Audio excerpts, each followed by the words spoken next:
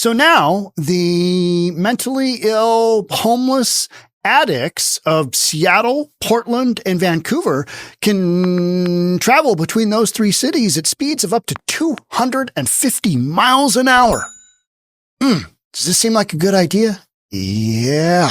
Let's get into it. Here we go. Here's a little background. If you're maybe questioning the way that I'm couching this whole thing and you're like, you know what? We should all be able to travel between Portland, Seattle, and Vancouver, BC. Speeds of up to 250 miles an hour. What could possibly go wrong? Well, here's what we're dealing with in Seattle right now. Today, King County Metro cites safety issue and temporary suspension of bus service. This was on December 16th. This was on Monday. I'm recording for this for you on a following Thursday.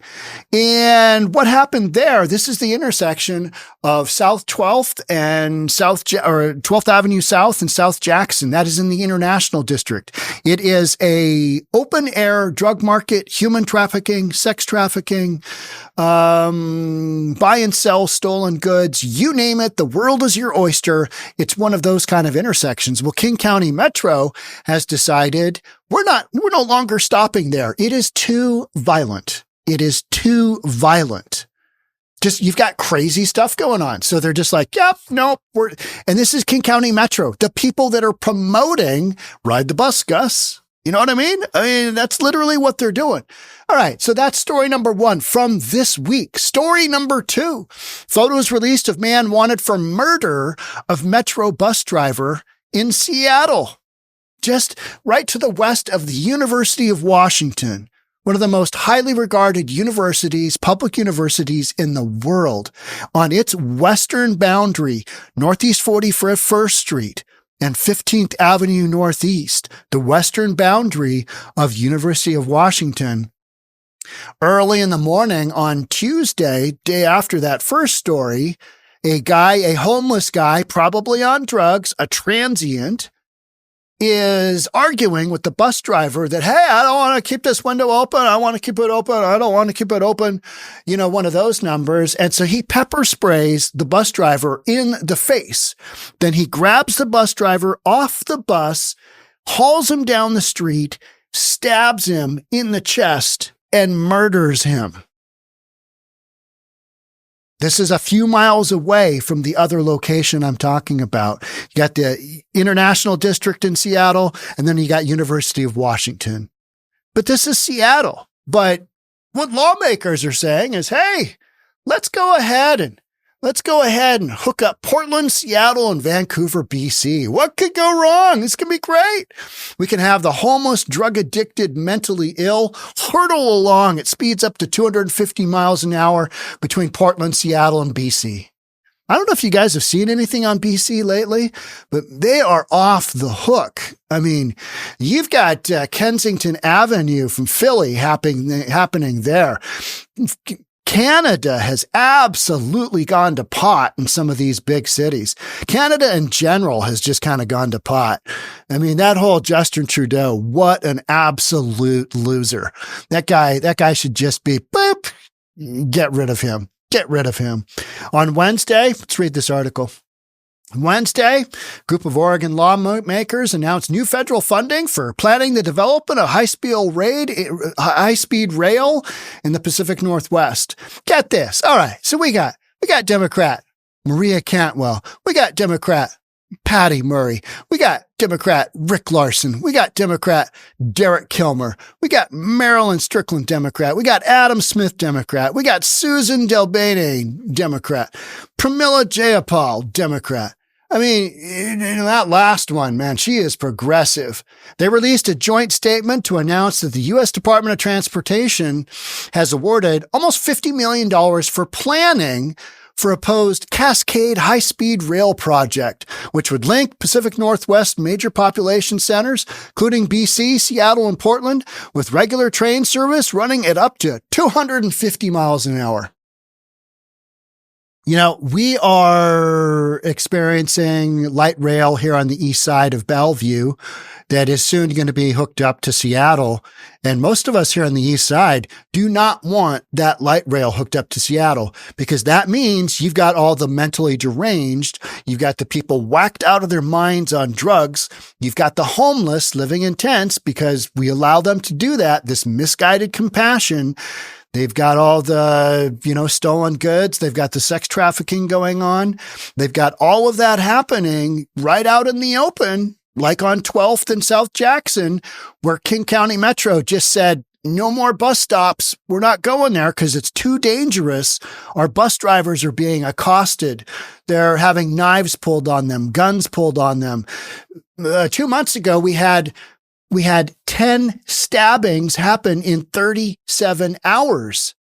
I covered that at length. I mean, you've just got some absolute nut jobs running around there. But hey, let's go ahead and get that high speed 250 miles an hour between Portland, Seattle, and Vancouver, BC. What could possibly go wrong? Yeah, I'm not opposed to that light rail happening. I'm opposed to not having these other issues squared away to the point where public safety isn't diminished to the extent where you've got bus drivers being murdered.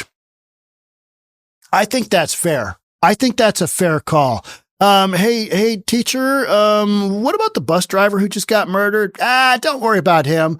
But hey, this high speed, system this is just going to be the best. It's going to be the best. So the I-5 corridor is the backbone of Western Washington's transportation system. Yep. I mean, you just go boop, from Portland, you go from down in California, into Oregon, Washington, and then Canada, just straight up north, right? Yet a recent study found that Seattle is the second most congested city in the nation. King County has the highest rate of property crime in the nation. We've got some of the highest overdose in the nation. We've got all kinds of things that are happening. We've also got Seattle is the fastest growing domestic product growth, gross domestic product of any big city in the United States. You got Houston behind that, and you got a city from North Carolina behind that. But you got some economic growth happening as well.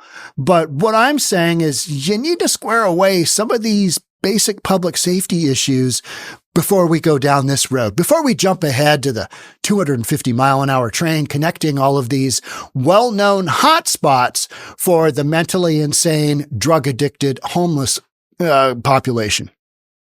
Period. You really do. You need to square that away. This funding will enable the state to work with locals to develop the best possible high-speed passenger rail route. How many people are going to be murdered as a result of this? To be fair, not too much of that has happened in, actual murder, except the one, on Monday. I think the last one per a man in blue was in 1998, 1999. So it's not our first murder of a King County Metro bus driver, but it doesn't happen a lot. But the public safety failure from King County Metro is apparent when you shut down a bus route, a heavily, heavily used bus stop in one of Seattle's worst local, very micro stops. And that's in the Asian community. It's in the International District. It's in Little Saigon. We just absolutely screw over that, community and say, yeah, you know what? We're just going to let some human trafficking, some sex trafficking, stolen goods happen, drugs, you name it, shootings, murders, stabbings, they happen there. And you know what we do? Yeah, it's the International District. It's okay. It's not a big deal. We don't really care about them anyway. That's literally what leadership says by allowing this to happen over and over and over, to the point where Metro says, no more buses stopping there. No more buses stopping there. Too dangerous. That should tell you something, right? This is per King County. Some of the same knuckleheads that are coming up with this plan. This federal award is an important step forward to the Cascadia high-speed rail project.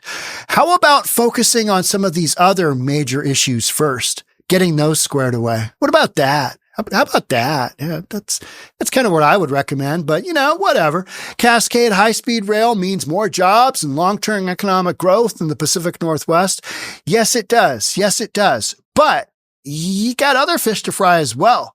And that's where I think a lot of folks would say, what about just public safety in general? What about the number of police officers in Seattle?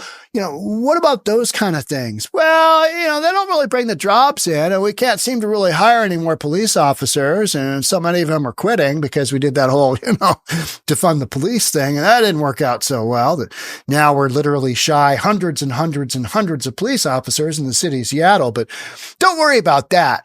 Let's make sure that we can get our people down to Portland and up to Vancouver, BC at speeds of 250 miles an hour. Should be great. Meanwhile, bus driver gets stabbed in the chest.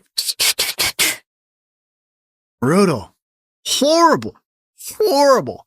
Developing high-speed rail in the Pacific Northwest will help build a stronger, more connected region. That's what we're worried about. That's what we're worried about. We're worried about the nut jobs coming from Portland. We're worried about nut jobs from Seattle going to we're worried about nut jobs traveling around. How many videos have we watched where we see somebody from like Montana get out of prison and they say, hey, you want to go to Portland? You want to go to Seattle? Which one do you want to go to? Here's a one-way bus ticket. Enjoy. Hear that all day long. But you know what? If you don't follow those types of media sources, you're not going to see that. But that's a real thing. Here's your one-way bus ticket. Get out of here. We don't want to see you here. All right. I can go live for free in the Pacific Northwest. Why would I want to stay here in Montana? I wouldn't. So now you've got these people in the Pacific Northwest that are basically just, urban camping because they get everything paid for. And now you're just going to ferry them around on a high-speed train system that taxpayers are going to spend billions and billions and billions of dollars building. But it's okay. Economic growth. Yeah. I've ridden the light rail. I've ridden on the east side, and I've also ridden it over in Seattle. Riding the light rail in Seattle, that's kind of like Christmas. You don't really know what your package is going to be until you open it up. Know what I mean? It could be anything. Anything could happen. There's usually some guys that are kind of arguing, that are just yelling at each other, or they're out of their mind on drugs, and, they're just doing crazy stuff, because that's who congregates around those areas, just the mentally insane. And, since nobody's they don't charge, and they don't have people that enforce charging for getting on our light rail system here in King County, anybody can just get on there and, light up their crack pipe, light up their fentanyl, and just ride around. It's genius. Taxpayers' dollars at work. How would this, high-speed train system, how is this going to differ all that much? Oh, Sean, we're going to put, it's going to be the special one. We're actually going to have security on that one. All right. You mean like the security you had on the bus where the guy just got stabbed and murdered? You mean like that kind of security? Oh, no, it'll be much better. Well, what about the dude who just got murdered? He was King County employee. Oh, yeah, we don't worry about him as much. Regular bus, it doesn't go 250 miles an hour. You can't be worried about that. That's existing technology. That's existing infrastructure. This funding will make it easier to travel across the Pacific Northwest and create about 200,000 jobs, which you will then tax heavily, because this is a Democrat-run state, counties, cities here on the West Coast. It's also a critical step towards sustainability and cutting at least 6 million metric tons of carbon in our region. Yeah, nobody cares. Sorry, nobody really cares about that, Representative Jayapal. I'm so proud to have supported this funding, and will continue working to bring more money home to keep our communities connected, reduce transit times, and protect our unique environment. Now, good luck with that. How about that bus driver? What about that? What are you telling his family? Oh, that's a tragedy. Passenger rail travel is growing in the Pacific Northwest, with over 900,000 riders traveling on the Amtrak Cascades route in 2024. Well, you got to buy a bus ticket for that. What about this other one? How's that going to go? You just going to let people just run around willy-nilly? Just shenanigans all day long? We'll have to see. This is in the planning process right now, right? So you're going to spend $50 million on just talking about it. Just talking about it. Hey, what about light rail from here to here? Yeah. All right. By the time they get this done, I may not know that this has been done. You know what I mean? I might pull a Joe Biden and be that old. That's how long this is going to take. All right. That's it for me on this one. Thanks so much for being here. I'll catch up with you in the next one. Bye for now.